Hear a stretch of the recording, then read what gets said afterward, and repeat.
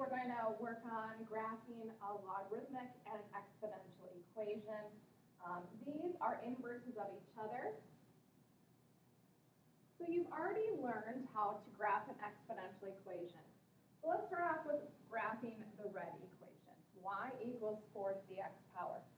If you remember, we evaluated these functions with very easy numbers like 0, 1, and 2.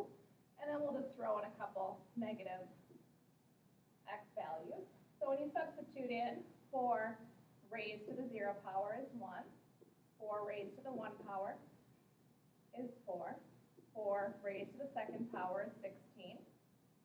4 raised to the negative 1 is 1/4. 4 raised to the negative 2 is 1 over 4 squared, or 1/16. All right, let's go ahead and graph this. I'm just going to graph 3 order pairs. So I'm going to graph this order pair, that one, and that one, just 3 of them. All right, so we're going to go over 0, up 1, over 1, up 4, and then left 1, up 1/4.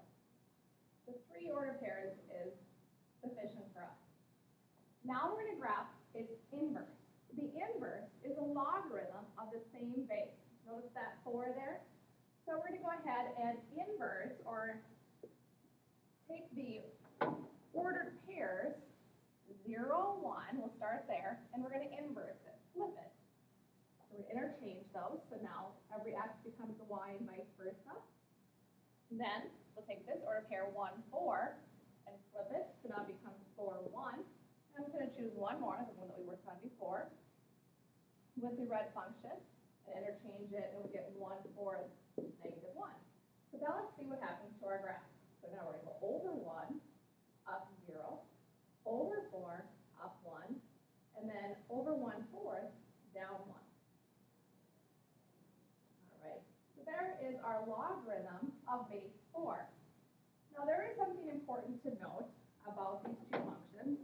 They are symmetric about the line y equals x. Just lost my smartboard connection here. All right, let's see if we can try this one. No, it's not going to let me do it. All right, so I'm just going to scroll down a little bit and identify the domain and range. All right, so I got my smartboard back. All right, symmetric about the line y equals x. The slope is 1 and the y-intercept is 0. So if I graph that line, it has a slope of 1, so up 1 over 1, up 1 over 1, up 1 over 1. And we graph that green line, which is imaginary. Imagine folding that piece of paper. Every red and blue would be on top of each other. All right, so now let's scroll down and identify the domain and range for each of these functions. So let's start off with the red one, the exponential function. The exponential function, remember, was y equals 4 to the x. Notice the domain. Domain is going to be all real numbers.